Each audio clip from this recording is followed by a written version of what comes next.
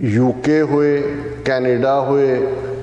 इस हवाले नाल असीं देखते हैं कि इंडिया दा सिख इशूज़ दे उत्ते इन्हां मुल्कां दे नाल जिहड़ा बिहाइंड द कर्टन जां क्लोज डोर डिप्लोमेसी फेल हुई। इसलिए इंडिया ने पब्लिकली जाके भी प्रोटेस्ट किया जाए एग्रैसिव डिप्लोमेसी, जिस एग्रैसिव डिप्लोमेसी नूं मैं फ्रस्ट्रेशन का नाम देंगा। सब तो वड्डा मुद्दा असीं देखिया है जिन्हें यूके और कैनेडा दे नाल भारत नूं उस एग्रैसिव मोड दे विच लै आंदा, वो सिख रेफरेंडम सी। एक combative India is hitting back abroad over Canada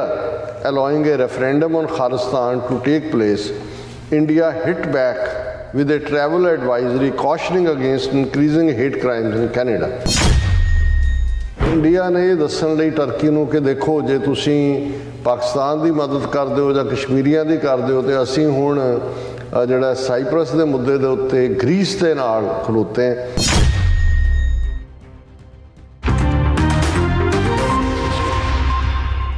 viewers welcome back on programme. So viewers गलबात होण जा रही है कि भारत वालों कैनेडा, यूके, टर्की आदि देशों नाल डिप्लोमैटिक तौर पर हमलावर रुख हथियार जड़ा किया गया है। सो इसका एक वड्डा कारण सिख रेफरेंडम है। सो ये वर्तारा भारत की डिप्लोमैटिक फ्रस्ट्रेशन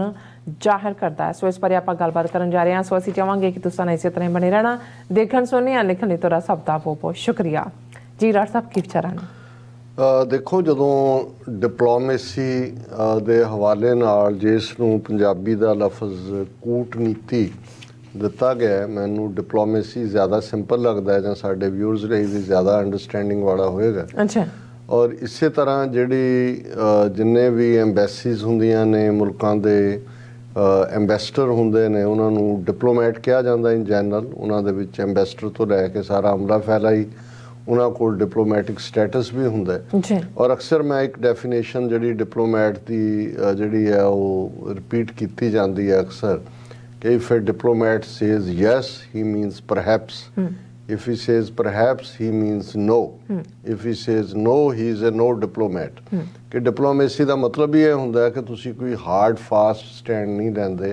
कोई ऐसी लाइन नहीं खिंचदे कि भी ये हुण गलबात हो नहीं सकती। डिप्लोमैट मन के तुरदा है भी जदों तक बंदा कवर च नहीं चला जाता उदों तक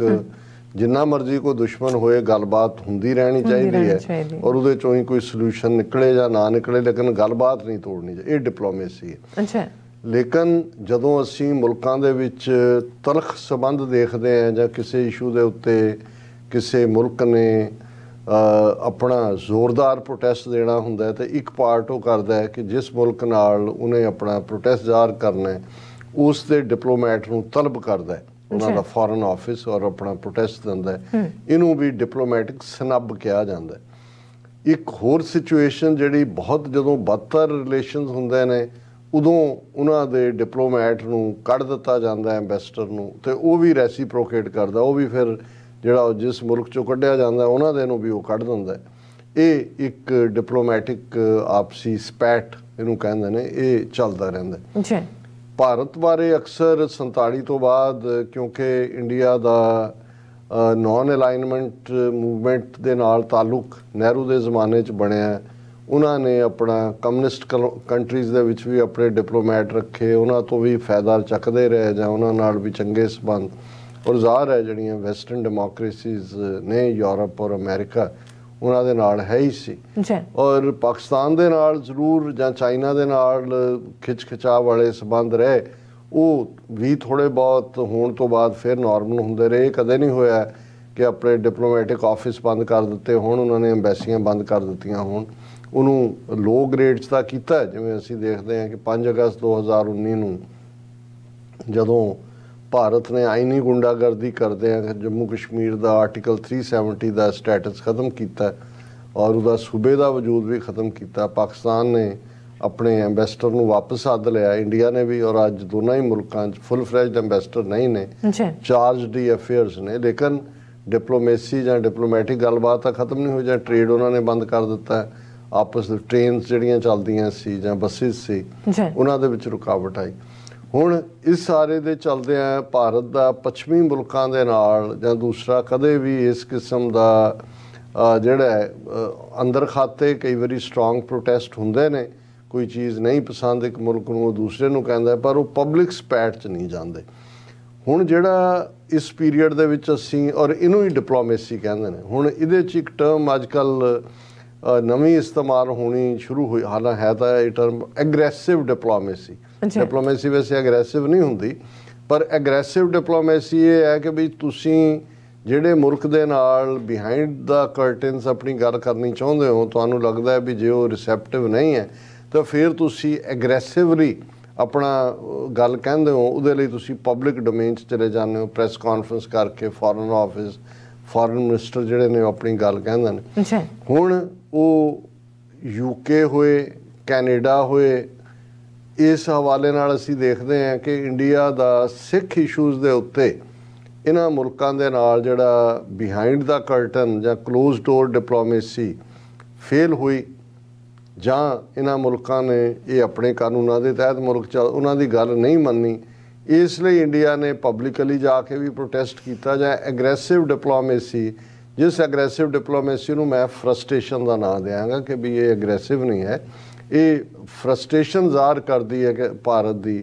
ਕਿ ਉਹ ਜਿਹੜੀ ਬਾਂਹ ਮਰੋੜ ਕੇ ਅੰਦਰ ਵੜ ਕੇ ਆਪਣੀਆਂ ਗੱਲਾਂ ਮਨਵਾ ਲੈਂਦਾ ਸੀ ਕੁਛ ਮੁੱਦਿਆਂ ਦੇ ਉੱਤੇ,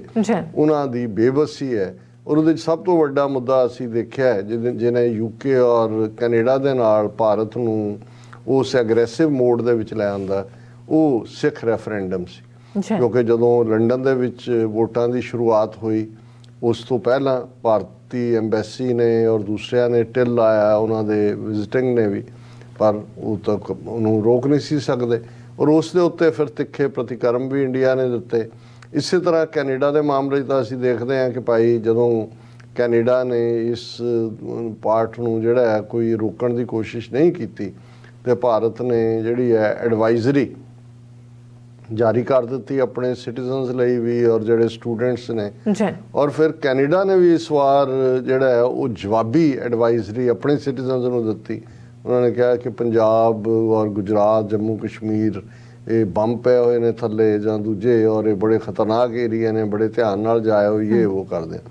ਮੇਰੀਆਂ ਨਜ਼ਰਾਂ 'ਚੋਂ ਇੱਕ ਆਰਟੀਕਲ ਗੁਜ਼ਰਿਆ, ਇਹ ਹੈ ਤਾਂ ਕੋਈ ਇੰਡੀਅਨ ਓਰੀਜਨ ਦਾ ਹੀ ਮੁਸਲਮਾਨ ਸੱਜਣ ਹੋਣਗੇ, ਮੁਹੰਮਦ ਜੀਸ਼ਨ, ਔਰ ਇਹ ਹੈ ਡਿਪਲੋਮੈਟ ਪਬਲੀਕੇਸ਼ਨ ਹੈ।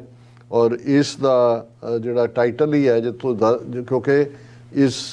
ਆਰਟੀਕਲ ਨੂੰ ਲਿਖਣ ਵਾਲੇ ਨੇ ਤਾਂ ਪ੍ਰੈਜ਼ੈਂਟ ਇਵੇਂ ਕੀਤਾ ਜਿਵੇਂ ਇੰਡੀਆ ਬਹੁਤ ਐਗਰੈਸਿਵ ਹੋ ਗਿਆ, ਪਰ ਮੈਂ ਇਹਨੂੰ ਇੰਡੀਆਜ਼ ਫਰਸਟ੍ਰੇਸ਼ਨ ਦਾ ਨਾਂ ਹੀ ਦਿਆਂਗਾ। ਔਰ ਇਹਦਾ ਹੈਡਿੰਗ ਉਹਨਾਂ ਨੇ ਦਿੱਤਾ ਹੈ, ਇਹ combative India is hitting back abroad, ਕਿ ਹਮਲਾਵਰ ਰੁਖ 'ਚ ਆ ਗਿਆ ਇੰਡੀਆ ਔਰ ਹੁਣ ਹਿੱਟ ਬੈਕ ਕਰ ਰਿਹਾ। ਫਿਰ ਸਬ ਹੈਡਿੰਗ ਹੈ, it over Canada allowing a referendum on Khalistan to take place, India hit back with a travel advisory cautioning against increasing hate crimes in Canada। ਉਸ ਐਡਵਾਈਜ਼ਰੀ 'ਚ ਹੇਟ ਕ੍ਰਾਈਮਸ ਦਾ ਜ਼ਿਕਰ ਕਿ ਜੀ ਬਹੁਤ ਭਾਰਤੀਆਂ 'ਤੇ ਹਮਲੇ ਹੋ ਰਹੇ ਨੇ ਔਰ ਇਹ ਵੋ। ਹੁਣ ਇਸ 'ਚ ਦੋਨੋਂ ਹੀ ਇਸ਼ੂ ਜਿਹੜੇ ਨੇ ਕਰਕੇ ਜਿਹੜੀ ਤੀਸਰਾ ਡਿਪਲੋਮੈਟਿਕ ਐਗਰੈਸਿਵ ਬਿਹੇਵੀਅਰ ਦੀ ਗੱਲ ਕੀਤੀ ਉਹ ਟਰਕੀ ਦੇ ਨਾਲ। ਹੁਣ ਜ਼ਾਹਰ ਹੈ ਟਰਕੀ ਔਰ ਪਾਕਿਸਤਾਨ ਕਰੀਬ ਨੇ। ਟਰਕੀ ਨੇ ਕਸ਼ਮੀਰ ਦੇ ਮੁੱਦੇ ਦੇ ਉੱਤੇ ਵੀ ਜਦੋਂ 2019 ਦੇ ਵਿੱਚ ਕਸ਼ਮੀਰ ਦਾ ਸਟੇਟਸ ਖਤਮ ਕੀਤਾ, ਸਭ ਤੋਂ aggressive speech UN general assembly ਦੇ ਵਿੱਚ ਜਾਂ ਪਾਕਿਸਤਾਨ ਦੇ ਪ੍ਰਾਈਮ ਮਿਨਿਸਟਰ ਇਮਰਾਨ ਖਾਨ ਦੀ ਸੀ ਜਾਂ ਟਰਕੀ ਦੇ ਪ੍ਰੈਜ਼ੀਡੈਂਟ ਅਰਦੋਗਾਨ ਦੀ ਸੀ। ਲੇਕਿਨ ਇਸ ਤਰ੍ਹਾਂ ਲੱਗਣ ਲੱਗ ਪਿਆ ਸੀ ਕਿ ਵੀ ਸ਼ਾਇਦ ਟਰਕੀ, ਜਿਹਦੇ 'ਚ ਆਪਣਾ ਇਕਨੋਮਿਕਲ ਕ੍ਰਾਈਸਿਸ ਵੀ ਆਇਆ ਇੱਕ ਸਟੇਜ 'ਤੇ, ਹੁਣ ਅਰਮੀਨੀਆ ਔਰ ਅਜ਼ਰਬਾਈਜਾਨ ਦੀ ਟਕਰਾਅ 'ਚ, ਕਿਉਂਕਿ ਟਰਕੀ ਜਿਹੜਾ ਅਜ਼ਰਬਾਈਜਾਨ ਦੀ ਸਾਈਡ 'ਤੇ ਹੈ, ਉਸ ਵੀ ਟਰਕੀ ਘੜੀਸਿਆ ਜਾ ਰਿਹਾ। ਔਰ ਟਰਕੀ ਮਿਡਲ ਈਸਟ ਦੇ ਵਿੱਚ ਵੀ ਆਪਣੇ ਸਬੰਧ ਸਾਊਦੀ ਅਰੇਬੀਆ ਹੋਏ ਜਾਂ ਈਵਨ ਇਜ਼ਰਾਈਲ ਨਾਲ ਵੀ ਨਾਰਮਲ ਕਰ ਰਿਹਾ। ਇਸ ਲਈ ਜਿਹੜੀ ਸ਼ੰਘਾਈ ਕਾਰਪੋਰੇਸ਼ਨ ਆਰਗੇਨਾਈਜੇਸ਼ਨ ਦੇ ਮੁਲਕਾਂ ਦੀ ਮੀਟਿੰਗ ਜਿਹੜੀ ਸਮਰਕੰਦ ਉਜ਼ਬੇਕਿਸਤਾਨ ਦੇ ਵਿੱਚ ਹੋਈ, ਉਹਦੇ 'ਚ ਅਰਦੋਗਾਨ ਨੇ ਪਾਸਿਓਂ ਦੀ ਜਾ ਕੇ ਮੋਦੀ ਦੇ ਨਾਲ 1-to-1 ਮੀਟਿੰਗ ਵੀ ਕੀਤੀ। ਔਰ ਉਹਨੂੰ ਫਿਰ ਇੰਡੀਅਨਸ ਨੇ ਕਿਹਾ ਕਿ ਜੀ ਇਹ ਹੁਣ ਮੈਲਟਿੰਗ ਆਫ ਦਾ ਆਈਸ ਹੈ, ਔਰ ਟਰਕੀ ਜਿਹਨੇ ਹੁਣ ਟਰਕੀ ਸ਼ਾਇਦ ਪਾਕਿਸਤਾਨ ਤੋਂ ਪਿੱਛੇ ਹਟ ਰਿਹਾ ਜਾਂ ਹਟ ਗਿਆ ਹੈ ਔਰ ਕਸ਼ਮੀਰ ਦੇ ਲੇਕਿਨ ਜਦੋਂ 24 ਸਤੰਬਰ ਨੂੰ ਅਸੀਂ ਇੱਥੇ ਪ੍ਰੋਟੈਸਟ ਵੀ ਕੀਤਾ, ਉਸ ਤੋਂ ਪਹਿਲਾਂ ਟਰਕੀ ਦਾ ਪ੍ਰੈਜ਼ੀਡੈਂਟ ਬੋਲ ਚੁੱਕੇ ਸੀ UN ਜਨਰਲ ਅਸੈਂਬਲੀ 'ਚ, ਔਰ ਉਹਨਾਂ ਨੇ ਉਸੇ ਤਰ੍ਹਾਂ ਹੀ ਐਗਰੈਸਿਵਲੀ ਕਸ਼ਮੀਰ ਦੇ ਮੁੱਦੇ ਦੇ ਉੱਤੇ ਭਾਰਤ ਨੂੰ ਜਿਹੜਾ ਹੈ ਉਹ टारगेट किया और हुण ये एग्रैसिव डिप्लोमेसी डिप्लोमैट के मुताबिक कि जी हुण ईवन टर्की के खिलाफ भी इंडिया ने ये लाइन लई कि क्यों हुण इस गल की एक अपनी हिस्टरी है कि साइप्रस का आईलैंड जिहड़ा इस दे नूं लैके झगड़ा है टर्की और ग्रीस के विचाले कि भी अद्धा एक हिस्सा टर्की के कोल है खुद कोल है UN दे विच है ये भी जिवें कश्मीर का इशू लटक रहा है साइप्रस का जिहड़ा है उसदा कोई हल नहीं बड़ा खूबसूरत आईलैंड है पर इंडिया ने ये दस्सण लई टर्की नूं कि देखो जे तुसीं पाकिस्तान की मदद करदे हो जां कश्मीरियां दी करदे हो तो असीं हुण जिहड़ा साइप्रस के मुद्दे दे उत्ते ग्रीस के नाल खलोते हैं और ये उन्होंने पिछले दिनों जदों कि इंडिया का जयशंकर भी आया होया सीगा न्यूयॉर्क और ग्रीस के वालियां दे नाल उन्होंने साइड लाइन मीटिंग की और उसकी पिक्चर भी लगी कि भाई उन्होंने India's foreign minister Jaishankar meets his excellency mister Ioannis Kasoulides minister of foreign affairs of the republic of Cyprus in New York on the sidelines of the United States summit. Cyprus the prime sideline ये Turkey नूं और इनू भी इन्हें ये कहने की कोशिश की है कि भी ये हुण इंडिया ने जिहड़ा है वो एग्रैसिव डिप्लोमेसी UK दे नाल भी कैनेडा दे नाल भी और इस सारे चों जिहड़ा ईवन मुसलमानां और हिंदुआं दा टकराव होया क्रिकेट मैच तो बाद उस दे उत्ते जिवें इंडियन हाई कमिश्नर ने रिएक्ट कीता उन्हें फॉरन ने कहा कि जी vandalization of premises and symbols of Hindu religion किया ये उन्होंने इंग्लैंड गवर्नमेंट प्रोटेस्ट किया इनू भी उन्हें एग्रैसिव डिप्लोमेसी दे विच जोड़िया और अखीर दे विच उहदा यही कहना है कि जी हुण जिहड़ा India New Delhi's rather factitious month in foreign relations is a marked shift from its age old tradition of quiet and deft diplomacy but that shift has long been in the कि जी ये जी उन्होंने चुप चुपीते डिप्लोमेसी से उस तो अड नहीं ये शो करता है कि इंडिया जो अपना सौदा वेच रहा सी झूठ का और जिस अंदाज दे विच वो अपने जिहड़े डायस्पोरा दे विच बैठे लोग जिन्हां दी समस्या भारत दे नाल सिख होण पंजाब दे कश्मीरी होण जां नॉर्थ ईस्ट दे होण वो हुण ये मुल्क इस दे बावजूद कि उन्हां दे इंटरस्ट भारत नाल वपारक तौर ते जुड़े हुए ने पर वो उन्होंने दबाव थले इत्थों के शहरियों के हक खोण लई तैयार नहीं ने सो ये इंडिया की एग्रैसिव डिप्लोमेसी नहीं है ये इंडिया की फ्रस्ट्रेशन है जी डॉक्टर साहब थोड़ा बहुत बहुत धन्यवाद साथ ब्रेक व्यूअर्स तुसां इसी तरह बने रहना मिलते हैं छोटे जे ब्रेक तो बाद